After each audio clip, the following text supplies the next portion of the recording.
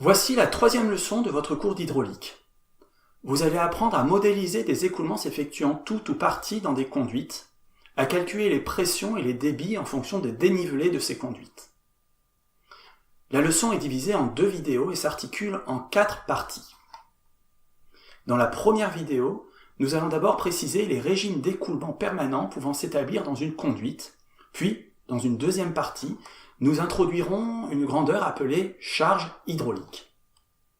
La deuxième vidéo commencera par la troisième partie de la leçon qui est consacrée aux pertes de charge se produisant dans une conduite rectiligne et de section constante. Enfin, la quatrième partie concerne les pertes de charge se produisant au niveau d'irrégularité des conduites, comme un coude, un élargissement ou une diminution de la section. Voici pour se lancer une expérience. Ce réservoir est rempli d'eau colorée. En ouvrant ce robinet, il va se vider par gravité. L'évacuation de l'eau se fera en passant par ce tuyau horizontal qui se déverse ensuite dans ce récipient de vidange. 4 tubes verticaux, de même diamètre, communiquent en 4 points différents avec le tuyau horizontal. Ces tubes sont ouverts en haut, en contact avec l'atmosphère. Lors de la vidange, le liquide peut remonter dans ces tubes si la pression dans le tuyau horizontal est supérieure à la pression atmosphérique. J'ouvre le robinet et observons ce qui se produit.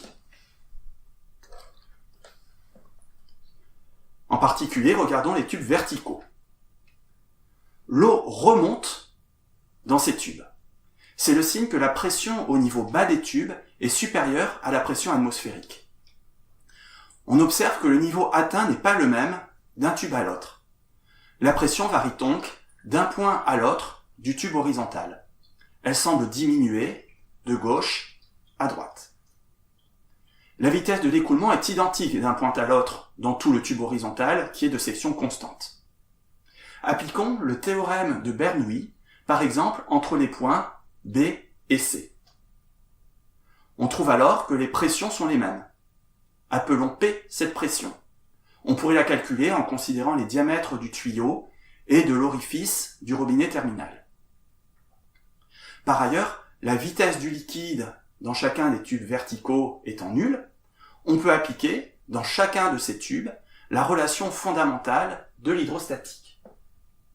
On trouve que la hauteur d'eau dans chacun de ces tubes est égale à la pression P divisée par ρg. Ce n'est pas ce qu'on observe, puisque la hauteur diffère entre ces tubes.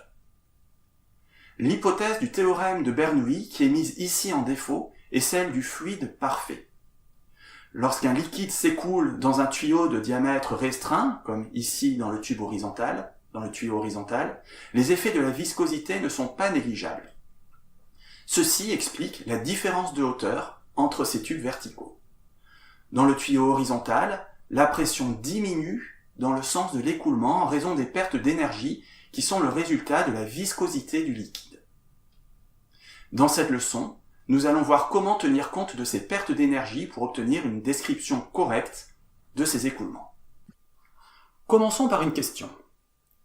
À votre avis, lorsqu'un fluide incompressible dont la viscosité n'est pas négligeable s'écoule dans ce tuyau de vidange présentant un pincement, la vitesse une dizaine de centimètres avant le pincement est plus grande que la vitesse une dizaine de centimètres après le pincement. Réponse 1. La vitesse avant le pincement est plus petite que la vitesse après le pincement. Réponse 2. Les deux vitesses sont identiques. Réponse 3. Vous pourrez vérifier votre réponse à la fin de cette vidéo. Passons à la première partie de la leçon grâce à laquelle vous allez découvrir les différents régimes d'écoulement dans une conduite. Le régime d'écoulement dépend de plusieurs paramètres, parmi lesquels la viscosité du fluide. Pour introduire cette grandeur, considérons le déplacement d'une bille à vitesse constante V dans un fluide. Une force doit être appliquée à la bille pour maintenir cette vitesse constante, sans quoi elle s'arrêterait à cause de la force de traînée produite par le fluide. Cette force de traînée est proportionnelle à la vitesse V et au rayon R de la bille. Le coefficient de proportionnalité est alors égal à 6 pi eta, où état est une caractéristique du fluide appelée viscosité. La force de frottement de la bille sur le fluide est d'autant plus grande que la viscosité est grande. Un fluide avec une grande viscosité correspond à un fluide épais dans lequel les frottements sont importants.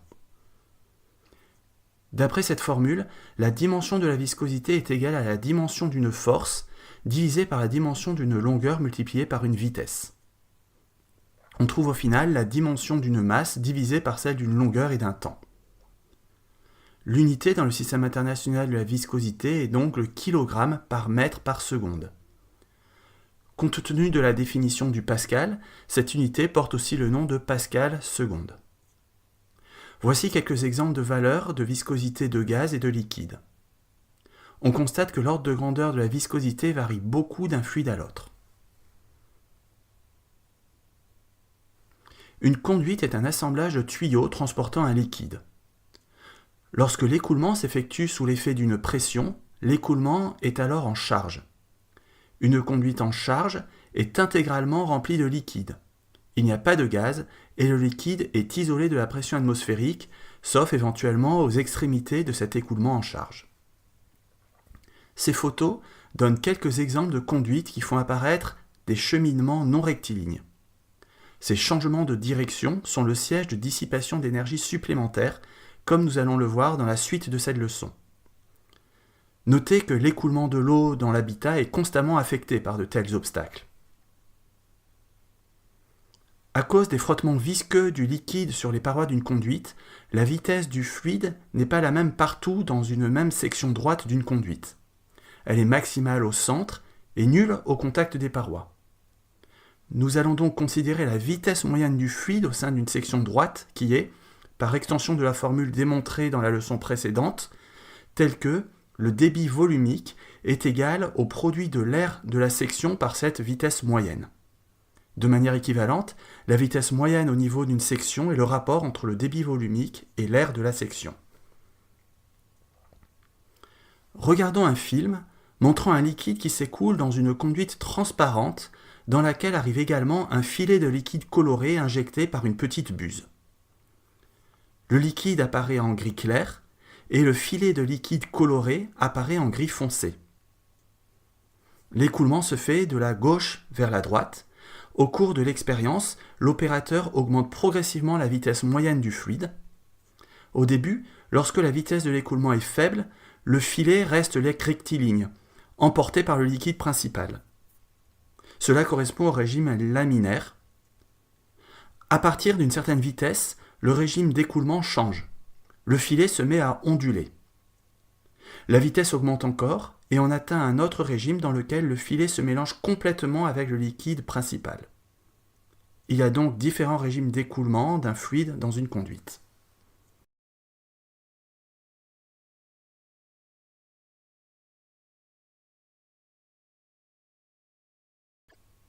Le nombre de Reynolds est égal au produit de la masse volumique, de la vitesse moyenne et du diamètre de la conduite, le tout divisé par la viscosité.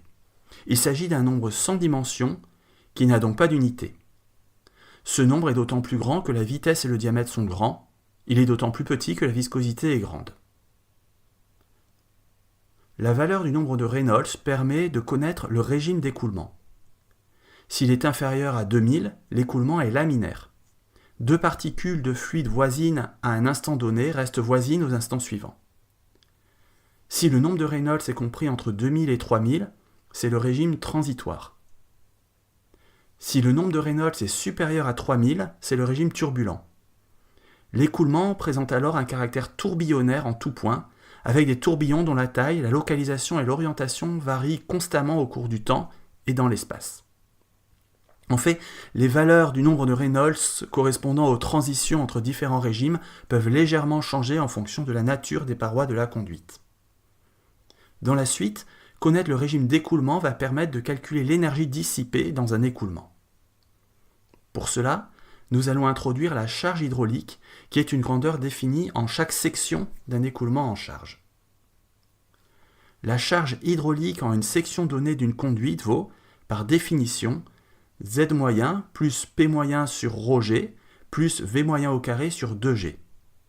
Dans cette expression, Z moyen, P moyen et V moyen sont la cote moyenne, la pression moyenne et la vitesse moyenne, ces moyennes étant réalisées au niveau de la section considérée, la section où l'on calcule la charge. L'axe Z est orienté vers le haut. La valeur de la charge dépend a priori de l'origine de cet axe. En pratique, nous allons nous intéresser à la variation de la charge, si bien que cette indétermination ne posera pas de souci. L'unité de la charge dans le système international d'unités est le mètre. Lorsque le liquide transporté est de l'eau, on précise mètre de colonne d'eau. Bien que cette expression ressemble aux membres du théorème de Bernoulli, il y a une différence. Dans le théorème de Bernoulli, les quantités comme la cote, la pression et la vitesse sont pris en un point donné d'une ligne de courant. Dans l'expression de la charge hydraulique, il s'agit de quantités moyennées sur une section. On peut néanmoins retenir que la charge hydraulique est reliée à la densité massique d'énergie du fluide. Essayons de cerner un peu mieux la signification physique de la charge hydraulique. Considérons un écoulement en charge. Une conduite relie deux réservoirs situés à des hauteurs différentes. L'eau peut circuler par gravité du réservoir supérieur au réservoir inférieur. Ce dernier est muni d'un trop-plein de telle sorte que le niveau d'eau y est constant. Ceci est indiqué sur le schéma par les lettres NC pour niveau constant. La surface de ce réservoir est suffisamment grande pour que la vitesse de l'eau en surface soit négligeable devant les autres vitesses. De même, le niveau du réservoir supérieur est maintenu constant et la vitesse du fluide en surface est elle aussi négligée. La surface d'eau du réservoir supérieur est à la hauteur H au-dessus de la surface du réservoir du bas. L'écoulement en charge se situe entre la surface de liquide du récipient du haut et la surface du récipient du bas. Considérons un point O situé sur la surface du réservoir inférieur et appelons Z0 sa cote. La valeur de Z0 dépend de l'origine de l'axe que l'on précisera plus tard. Par définition, la charge H0 au point O vaut Z0 plus P atmosphérique divisé par ρg plus V0 carré divisé par 2G, la vitesse V0 étant nulle par hypothèse. Pour alléger les notations, je ne précise plus que ce sont les valeurs moyennes. Au niveau de cette surface, le liquide se trouve en un point bas de l'écoulement et il est à pression atmosphérique. Et en plus, il est stagnant. Nous choisissons donc cette surface comme la section de référence pour laquelle la charge est nulle. Ceci impose de choisir l'origine des cotes de telle sorte que Z0 soit égal à moins P atmosphérique divisé par ρg. L'origine se trouve donc 10,3 mètres plus haut. Calculons maintenant la charge au niveau de la section A située dans le conduit de transfert. Elle vaut par définition HA égale ZA plus PA divisé par ρg plus VA carré divisé par 2G. Imaginons qu'il y ait une toute petite fuite au niveau de cette section et qu'un dispositif guide un jet de liquide vers le haut, comme sur le schéma, et calculons la hauteur de ce jet. Pour cela, appliquons le théorème de Bernoulli entre le point de sortie et le point B situé tout en haut du jet, où la vitesse du liquide est alors nulle. On trouve que la cote Z indice B du point B est égale à la charge au niveau de la section A moins P atmosphérique divisé par ρg. Ceci montre que la charge HA est égale à la hauteur d'un jet vertical qui s'échapperait vers le haut de la section A. On voit donc un peu mieux la signification physique de la charge hydraulique. Allons un peu plus loin et calculons la charge au niveau de la section la plus haute, en M. H indice M égale Zm plus P atmosphérique divisé par ρg, plus Vm au carré divisé par 2G, avec Vm est égal à 0, et Zm égale à H moins P atmosphérique divisé par ρg, puisque la section en M se trouve à la hauteur H au-dessus de Z0. Et donc, la charge en M est égale à H, c'est-à-dire à la différence de hauteur entre la surface supérieure et la surface inférieure du système, ces deux surfaces étant au repos et en contact avec l'atmosphère. Le système est d'autant plus chargé que cette différence de hauteur est grande. Considérons maintenant un autre jet, issu d'un point C, situé un peu plus bas dans l'écoulement que le point A. Le même calcul que pour le jet issu de A conduit à une cote du sommet du second jet égale à la charge en C, moins la pression atmosphérique divisée par ρg.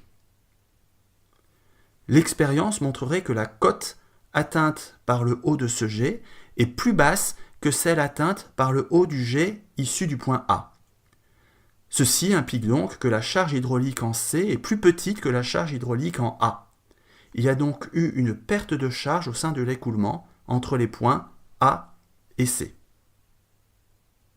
Cette perte de charge provient de la dissipation d'énergie qui a eu lieu entre les deux sections. Le fluide a perdu de l'énergie entre ces deux sections, ce qui conduit à nous pencher sur les pertes de charge. Considérons un écoulement qui va de la section 1 à la section 2. La charge en 1 est plus grande que la charge en 2. Elle est égale à la charge en 2 plus une quantité positive qui est la diminution de charge entre les deux sections. Nous écrirons que la charge H1 est égale à la charge H2 plus la perte de charge entre les deux sections. H1 est égal à H2 plus delta H de 1 vers 2, où delta H de 1 vers 2 est cette perte de charge. La perte de charge peut avoir plusieurs origines. Elle peut se produire le long d'une conduite rectiligne de section constante. On parle alors de perte de charge régulière ou linéaire. Au niveau de coude, de vanne, de changement de diamètre, de filtre ou de turbine, on parle alors de perte de charge singulière. Les pertes de charge s'additionnent. La perte de charge totale est la somme des pertes de charge régulières et des pertes de charge singulières. Sur cet exemple, il y a une perte de charge singulière au niveau du pincement et des pertes de charge régulières de part et d'autre de ce pincement. Cette vidéo touche à sa fin. Dans la vidéo suivante, nous verrons comment calculer les pertes de charge régulières et singulières. Avant de nous quitter, revenons à la question posée au début. Puisqu'il est précisé que les effets venant de la viscosité ne sont pas négligeables, il y a des pertes de charge. Le pincement provoque une perte de charge singulière. La charge hydraulique après le pincement est donc inférieure à celle avant le pincement. En fait, la question posée ne porte pas sur la charge hydraulique, mais sur les vitesses. La relation de conservation du débit est toujours valable, qu'il y ait des pertes de charge ou pas, à partir du moment où l'écoulement est stationnaire et incompressible. Le débit est donc le même avant et après le pincement. Comme les sections sont elles aussi les mêmes, on en déduit que les deux vitesses sont identiques. La bonne réponse est donc la réponse 3. À bientôt pour la suite de cette vidéo.